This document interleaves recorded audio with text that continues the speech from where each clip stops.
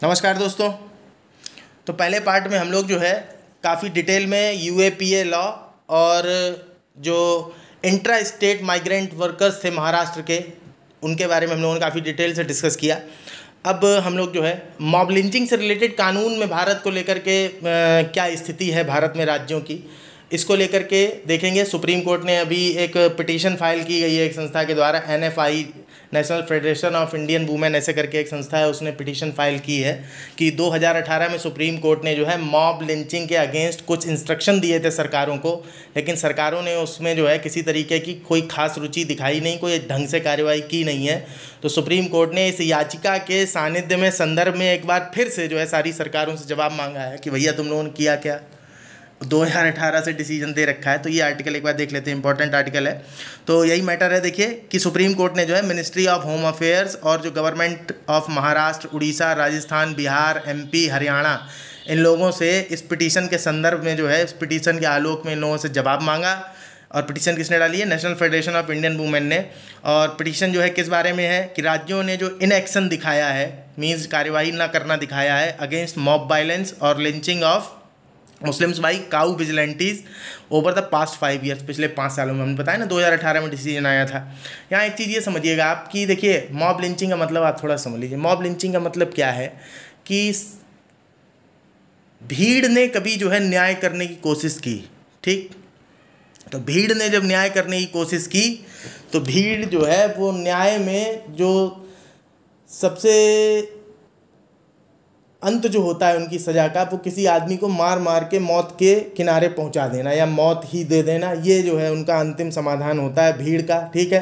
क्योंकि भीड़ का कोई चेहरा नहीं होता, कोई नाम नहीं होता, तो ये चीज़ समझ पाना भी काफ़ी मुश्किल हो जाता है कि इस पूरे प्रकरण के साथ किस तरह से डील किया जाए। तो ये मॉब लिंचिंग की समस्या जो है अपने आप में बड़ी, दूसरी सबसे अजीब बात ये है कि ऐसा नहीं कि सारे केसेस जो है माइनॉरिटीज़ या फिर छोटे ग्रुप से लेकर के रिलेटेड होते हों, लेकिन मोस्ट ऑफ द केसेस जो है मॉब लिंचिंग के, वो माइनॉरिटीज़ को या फिर जो है स्मॉल ग्रुप्स हैं उनको कहीं ना कहीं अफेक्टेड करते हैं। तो ये चीज़ आप समझ लीजिएगा कि जो 2018 में सुप्रीम कोर्ट ने डिसीजन दिया था जिसकी हम लोग बात कर रहे थे, इस केस का नाम आप याद रखिए, काफ़ी फेमस केस है, Tehseen Poonawalla versus union of India, ठीक है। तो ये केस जो है, इस केस को आप याद रखिएगा, इसमें डिसीजन दिया था। और जो NFIW है उसने कहा कि जो पुलिस की अपैथी है, मीन्स पुलिस की जो उदासीनता रहती है मॉब लिंचिंग को लेकर के, कॉन्स्टिट्यूशनल वायलेशंस हैं जो उनको लेकर के, या फिर जो ड्यूटी ऑफ केयर है टुवार्ड्स द विक्टिम्स, इसको लेकर के जो पीड़ित हैं उनके प्रति ड्यूटी ऑफ केयर जो है नहीं निभाई जाती है, या फिर उनको जो कंपनसेशन दिया जाना चाहिए जिसको कोर्ट ने 2018 में अपने डिसीजन में बोला, तो वो इंटरिम जो कंपनसेशन है, इमीडिएट कंपनसेशन, वो भी नहीं दिया जाता है। या फिर जो मिनिमम यूनिफॉर्म अमाउंट तय करने की बात की गई थी ऐसे वायलेंस में अगर विक्टिम बच जाता है, तो इसमें से किसी भी तरीके के प्रोविज़न को लेकर के सरकारों ने कोई कदम नहीं उठाया है। तो इसलिए जो है ये NFIW ने याचिका डाल दी। तहसीन पूना वाला जजमेंट क्या था, थोड़ा सा एक चीज़ ये देख लीजिए। इसमें सुप्रीम कोर्ट ने ये बोला था कि ये स्टेट की सैक्रोसैंक्ट ड्यूटी है, मींस जो है ये एक तरीके से आप कह सकते हैं कि बहुत ही एक तरह से पवित्रतम दायित्व है ये, ठीक है। सैक्रोसैंक्ट ड्यूटी है स्टेट की कि वो सिटीजन्स की लाइफ को प्रोटेक्ट करे।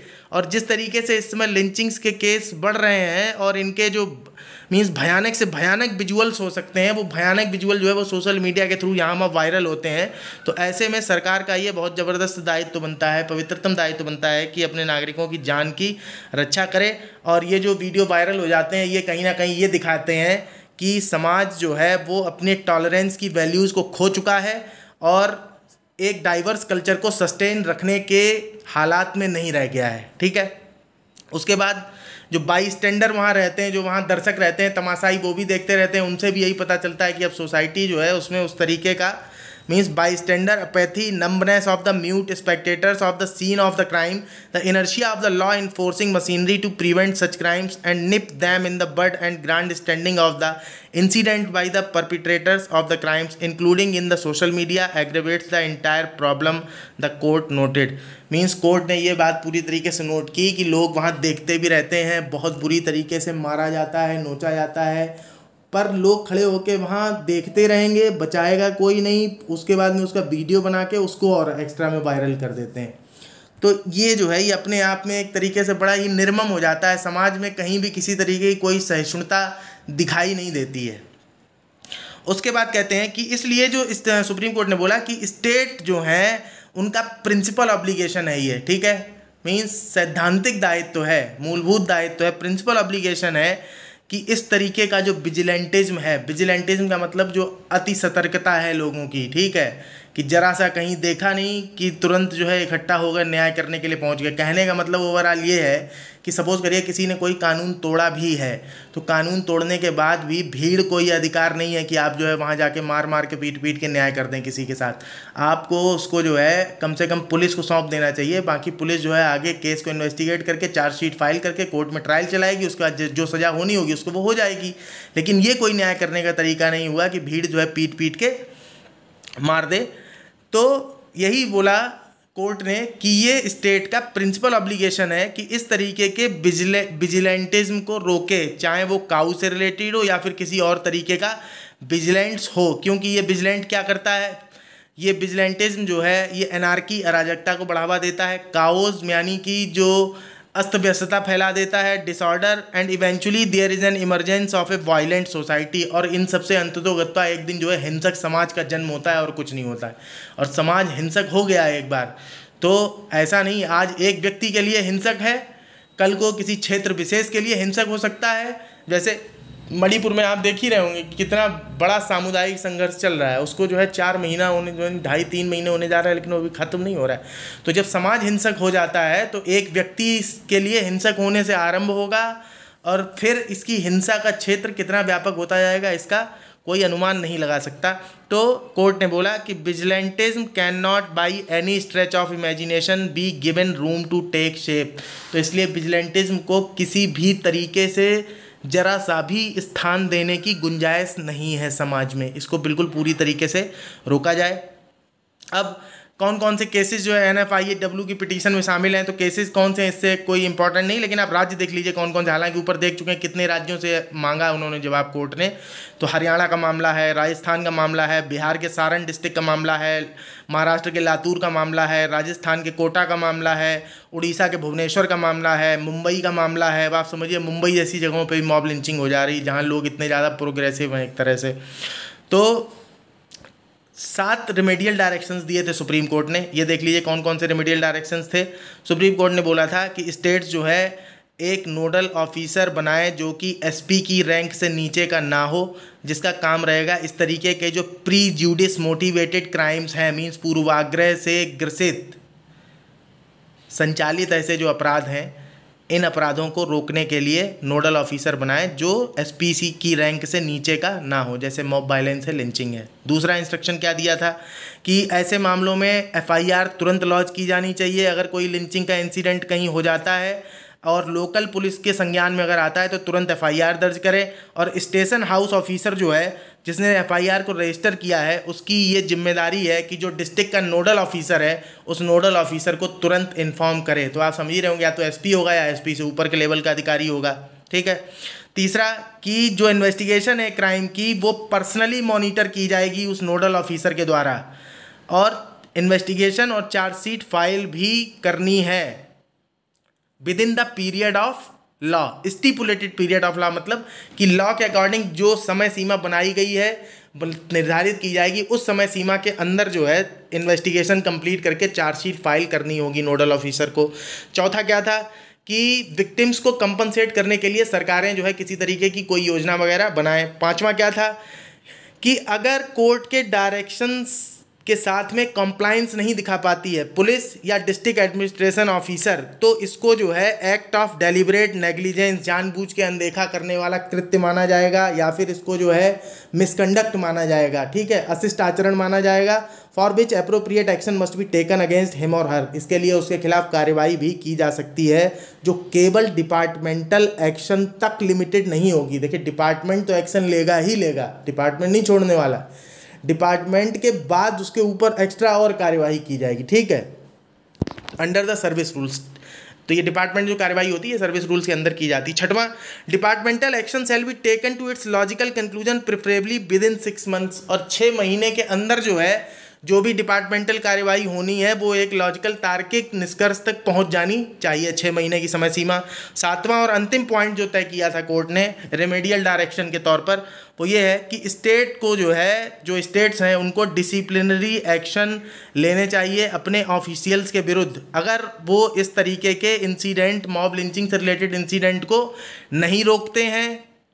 अगर नहीं रोका उन्होंने, जबकि उन्हें इस बारे में पता था, despite having prior knowledge of it, उन्हें इसके बारे में पहले से पता था लेकिन उन्होंने इस चीज़ को नहीं रोका। या फिर जहां इंसिडेंट पहले हो चुका है, इंसिडेंट हैज़ ऑलरेडी अकर्ड, अगर हो चुका है, पर such officers did not promptly apprehend, लेकिन उन्होंने वहां जाकर के किसी को गिरफ्तार नहीं किया संबंधित आदमी को, and institute criminal proceedings against the culprits, और जो अपराधी हैं उनके खिलाफ किसी तरीके की कार्रवाई नहीं की, तो भी इनके ऊपर जो है कार्रवाई की जाएगी। डिसिप्लिनरी एक्शन स्टेट्स लेंगे अपने ऑफिशियल्स के ऊपर।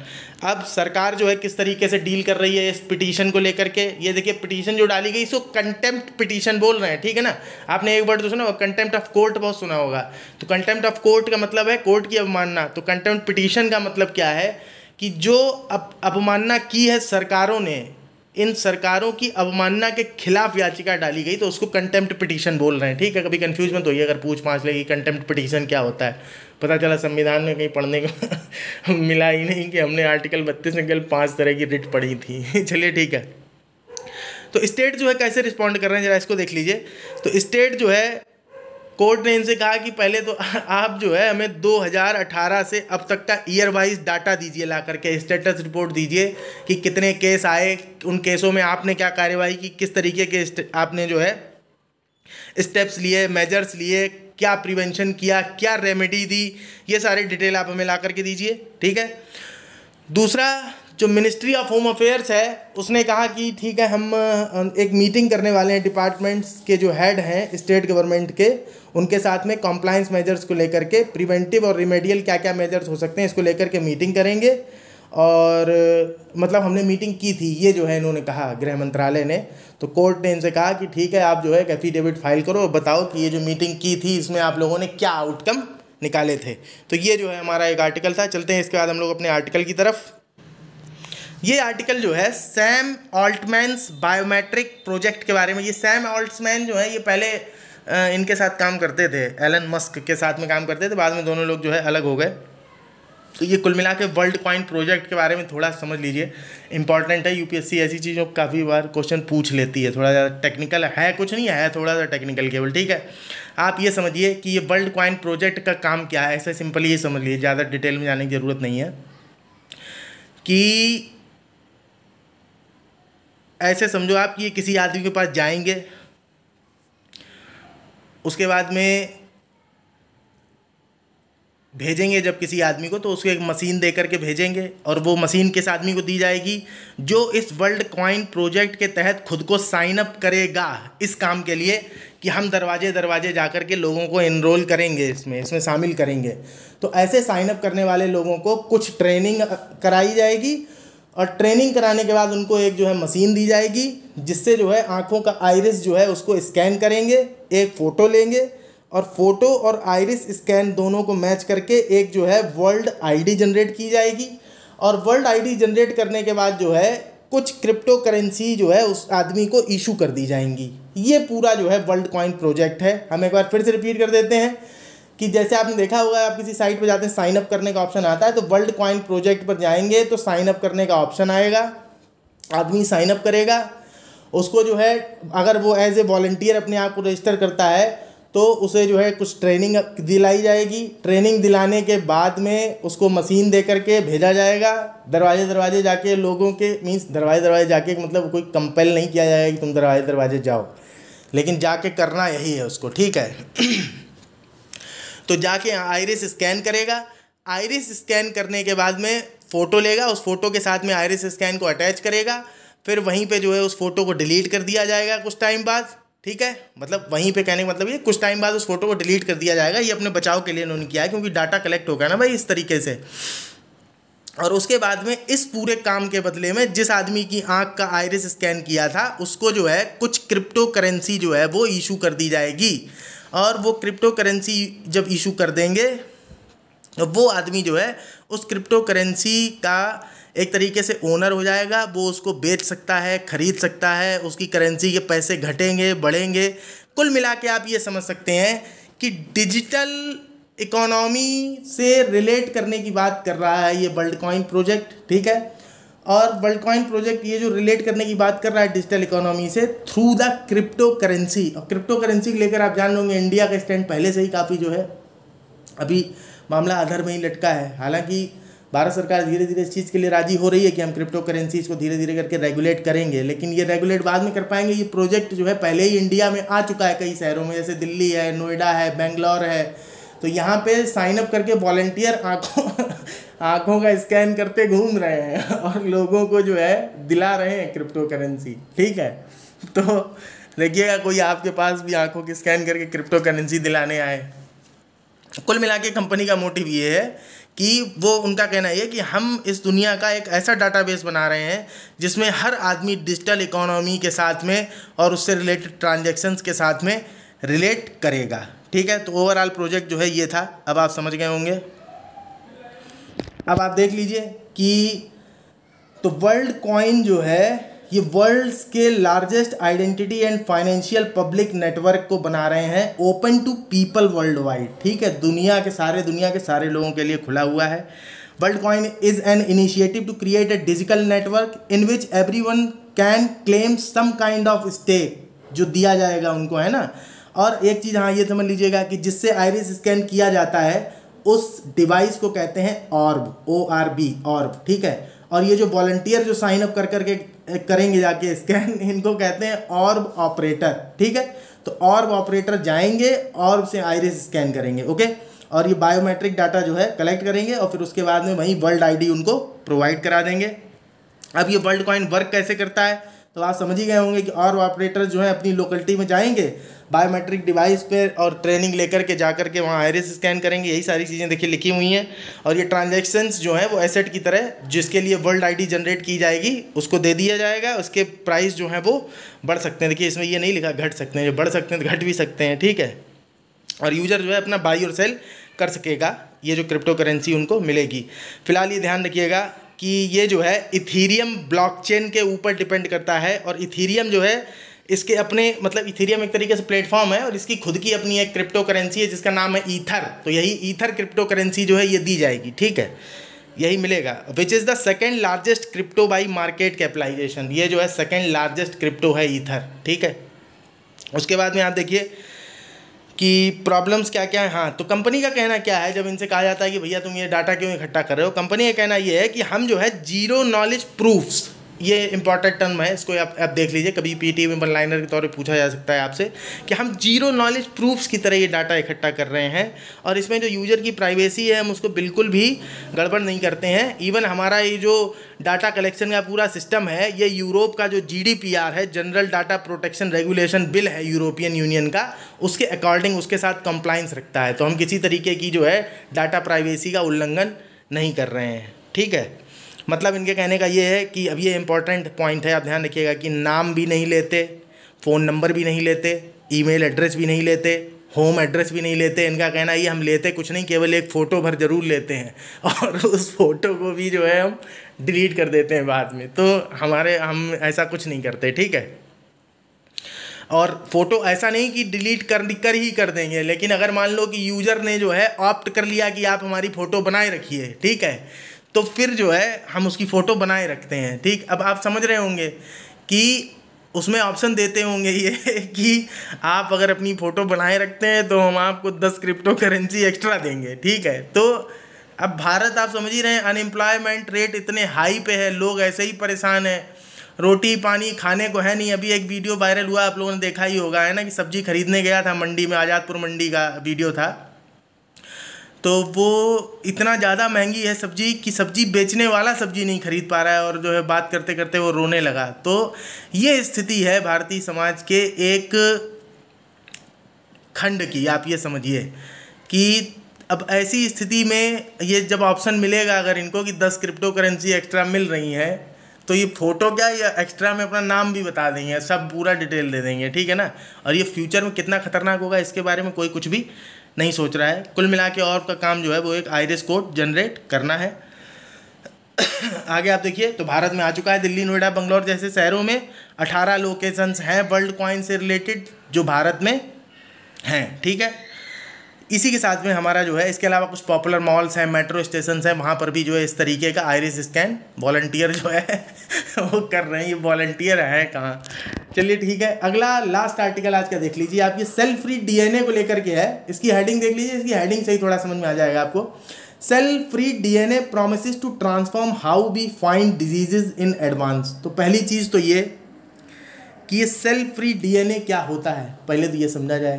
देखिए, एक वीडियो हमने जो है DNA, RNA, virus, bacteria, vaccine, इन सब के ऊपर बना के डाला था, छोटा सा ही था। तो अगर आप लोगों के पास टाइम रहे तो उसको देखिएगा, तो कुछ क्लैरिटी आपको आ जाएगी और ज़्यादा। फिलहाल यहाँ जो समझने की चीज़ है वो ये है कि सेल फ्री डीएनए है क्या। तो देखिए, डीएनए वास्तव में बॉडी में जो है 2 जगह रहता है, ठीक है। कहाँ? एक तो सेल के न्यूक्लियस में, आपको पता है, हमने आपको बताया था कि डबल हेलिक्स स्ट्रक्चर होता है जिसमें AGCT नाम के केमिकल होते हैं जिनके पेयर बने होते हैं। ए का जो है T के साथ पेयर होता है, C का जो है G के साथ पेयर होता है। ये ATCG क्या है? A जो है एडेनिन है, T जो है वो थाइमिन है ना, और G जो है वो गुआनिन है, और C जो है, इसका देखिए अभी नाम नहीं ध्यान आ रहा है, साइटोसिन है शायद, ठीक है। देख लीजिएगा आप लोग, एक बार देख लीजिएगा, साइटोसिन एकदम श्योर नहीं है। तो ए का टी के साथ पेयर रहता है, सी का जी के साथ पेयर रहता है। हमने आपको वहाँ डिस्कस किया था कि ये डबल हेलिक्स मीन्स 2 पट्टियों के बीच में सीढ़ियों के डंडे जैसे ये केमिकल के पेयर लगे रहते हैं, और वो जो सीढ़ियों के डंडे हैं उनको आप ये मान सकते हैं कि उसमें क्या है, शुगर रहता है, फॉस्फेट रहता है और एक नाइट्रोजन बेस रहता है। उनकी दोनों पट्टियाँ बनी होती हैं। आरएनए में सिंगल पट्टी होती है वैसी, ठीक है। तो डीएनए के बारे में हम लोगों ने इतनी बातचीत की थी। कुल मिला के डीएनए रहता कहाँ? तो एक तो सेल के न्यूक्लियस में रहता है, ठीक। अगर धागे नुमा संरचना से काफ़ी टाइटली बांध दिया जाए तो फिर उसे क्रोमोसोम कहने लगते हैं।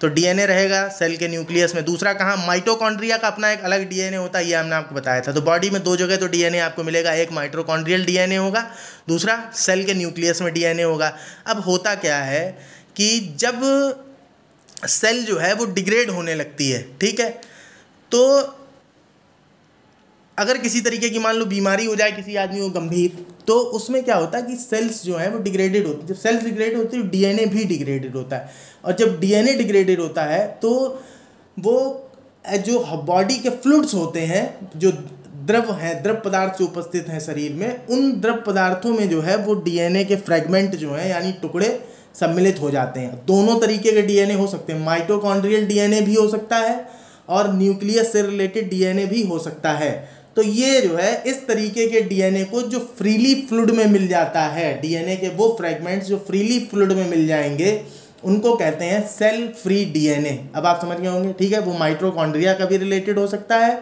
डीएनए, या फिर जो है वो न्यूक्लियस का भी रिलेटेड हो सकता है। ये सेल फ्री डीएनए जो है चूंकि डिग्रेडेड होने की वजह से ऐसे फ्रेगमेंट शामिल होते हैं, तो इसका मतलब ये कि बॉडी में कहीं ना कहीं किसी तरीके का डिस्टर्बेंस है। किसी को कोई कैंसर हो सकता है, किसी को कोई ट्यूमर हो सकता है, कोई ऑटो इम्यून डिजीज हो सकती है, इसके अलावा कोई जो है क्रोमोसोमल बीमारी हो सकती है, या फिर जो है किसी तरीके का जेनेटिक सिंड्रोम हो सकता है। तो इस तरीके की कई सारी चीज़ों की स्थिति में जो है ये cell free DNA human body के फ्लूइड्स में मिल जाता है। तो ये सेल फ्री डीएनए अभी आज कोई तुरंत ताज़ा नहीं पकड़ा गया है, ये 1948 से जो है साइंटिस्ट इसके बारे में जान रहे हैं, लेकिन अब फाइनली जो है ये सारी चीज़ें पता चलती हैं कि सेल फ्री डीएनए के माध्यम से मानव शरीर के बारे में बहुत सारी चीज़ों को ऐसा पता लगाया जा सकता है। जो बीमारियां उनके बारे में पता लगा करके उनका जो है पहले से ही प्रिवेंटिव केयर किया जा सकता है, या फिर जो है काफ़ी और भी उपचारात्मक कदम जो है वो उठाए जा सकते हैं। तो यहाँ ऊपर तो देखिए यही चीज़ें लिखी हुई थी कि most of the DNA in A genome is neatly packed. Genome मतलब आप समझ रहे हैं ना, जीनोम जो है डीएनए के ही पूरे स्ट्रक्चर को जीनोम कहते हैं, ठीक। और जीनोम और डीएनए में कोई ऐसा ज़्यादा अंतर नहीं है। ऐसे ह्यूमन जीनोम प्रोजेक्ट के बारे में है ना, आपने पढ़ा होगा कभी कि 1990 में शुरू हुआ था, फिर उसके बाद 2003 में जो है वो ख़त्म हो गया, लेकिन पूरी तरीके से ख़त्म नहीं हुआ। 92% जो है केवल जीनोम की सिक्वेंसिंग कर पाए थे। फिर उसके बाद दोबारा सेकंड फेज स्टार्ट हुआ। सेकंड फेज में जो हालांकि ह्यूमन जीनोम प्रोजेक्ट ये कहते हैं कि 2003 में ही ख़त्म हो गया, लेकिन उसको फिर एक बार जो है चालू किया गया, फिर जीनोम की सिक्वेंसिंग की गई, फिर जो है तब भी पूरा नहीं हो पाया। लास्ट में 0.03% जो है जीनोम सिक्वेंसिंग बची रही, फिर दोबारा स्टार्ट किया गया। तो अभी लास्ट में जाके 2022 में जो है वो पूरी तरीके से जीनोम सिक्वेंसिंग जो थी डीएनए की वो कंप्लीट की जा सकी है, ठीक है ना। हालांकि ये ह्यूमन जीनोम प्रोजेक्ट मानते हैं कि 2003 में ही ख़त्म हो गया था। बाकी इसके अलावा एक जो है सेलेरा ऑपरेशन करके एक संस्था थी, उसने भी एक तरीके से वो चला रखा था जीनोम का। इन्होंने 1990 में शुरू किया, उनका प्रोजेक्ट जो है 1998 में शुरू हुआ था सेलेरा ऑपरेशन का। तो ऐसा नहीं कि किसी प्राइवेट संस्था ने जीनोम सिक्वेंसिंग की कोशिश नहीं की, प्राइवेट संस्था ने भी जीनोम सिक्वेंसिंग की कोशिश की है। कुल मिलाकर के अभी आप ये समझ लीजिए कि ये जो है कहाँ कहाँ बेनिफिशियल है। तो डेवलपमेंट ऑफ सर्टेन कैंसर्स, अगर कोई कैंसर वगैरह तो आइडेंटिफाई हो जाएगा। सेवरल अदर डिजीज़ जो हैं अगर रिलेटेड हैं किसी तरीके से डीएनए वगैरह से तो वो पता चल जाएंगी। उसके अलावा अगर कोई ऑटो इम्यून डिजीज है तो उसका क्लोजर लुक मिल जाएगा। इसके अलावा बीमारियों के डायग्नोसिस, मॉनिटरिंग और प्रोग्नोसिस तीनों में जो है हेल्प मिल जाएगी। बेबी से रिलेटेड या फीटस से रिलेटेड किसी तरीके की कोई जानकारी लेनी है तो वो मिल जाएगी। अगर स्पेसिफिक क्रोमोजोमल एबनॉर्मेलिटीज़ हैं ह्यूमन बीइंग में तो वो आइडेंटिफाई की जा सकती हैं सेल फ्री डीएनए के माध्यम से, जिन्हें हम लोग जो है नॉन इन्वेजिव प्रीनेटल टेस्टिंग के नाम से भी जानते हैं, ठीक है। उसके बाद ये स्पेसिफिक क्रोमोजोमल एबनॉर्मेलिटी से मतलब आप समझ रहे हैं, क्रोमोजोम्स में जो है जब स्पेसिफिक कुछ चेंज आ जाते हैं, नहीं आपने सुने में कोई डाउन सिंड्रोम होता है या फिर जो है ट्राइसोमी हो गई, तो ये क्रोमोजोम से रिलेटेड चीज़ें हैं जिसमें जेनेटिक बीमारियां हो जाती हैं, आनुवंशिक बीमारियां हो जाती हैं। तो इस तरीके की बीमारियों के बारे में काफ़ी पहले से ही पता लगाया जा सकता है। जैसे एक एग्जाम्पल आप देख रहे होंगे कि 9 से 10 सप्ताह के अंदर अंदर कुछ मिलीलीटर ऑफ ब्लड के टेस्ट के थ्रू ये बात जानी जा सकती है कि जो फीटस है उसके अंदर किसी तरीके का जेनेटिक सिंड्रोम है या नहीं है। अब 9-10 सप्ताह में है तो देखिए उसे अवॉइड करना भी आसान रहेगा। अगर मान लीजिए इस तरीके की कोई बीमारी किसी बच्चे में समझ में आती है तो पूरा जीवन उसका जो है रिस्क में चला जाए, तो इससे अच्छा है कि कुछ निदान किया जाए उस समस्या का। कुल मिला के ये टेस्ट जो है 99% एक्यूरेट होता है, ये याद रखिएगा, जो ट्राइसोमी और डाउन सिंड्रोम के लिए किया जाता है, ठीक है ना। ये ध्यान रखिएगा कि 99% एक्यूरेट है। ये जानबूझ के ये पॉइंट हमने छोड़ दिया। कभी 100% एक्यूरेट अगर बोला जाए तो कंफ्यूज होने की ज़रूरत नहीं है। और वैसे भी कभी कभी कुछ चीज़ें ऐसी सही निकल जाती हैं इनका कोई अनुमान नहीं होता। कुल मिला के अपने को कुछ छोड़ना नहीं है, ठीक है। अब आज यहाँ हम लोगों के सारे आर्टिकल जो है वो समाप्त होते हैं। तो आज हम लोगों ने जो है 7 आर्टिकल डिस्कस किए हैं। अगर आपको वीडियो पसंद है, मीन्स आपके लिए उपयोगी है और चैनल को आपने सब्सक्राइब नहीं कर रखा है तो आप चैनल सब्सक्राइब कर लीजिए। दूसरा, आप अपने दोस्तों को भी रिकमेंड कर सकते हैं अगर उन्हें आपको लगता है कि उन्हें भी समझने में सहायता मिल सकती है। और एक दूसरे का सहयोग लगातार करते रहिए। और कोई सुझाव मेरे लिए हो, सुधार हो तो कमेंट बॉक्स में कमेंट करके भी आप बता सकते हैं। और इसी के साथ में नमस्कार और धन्यवाद। आज बस इतना ही डिस्कशन था।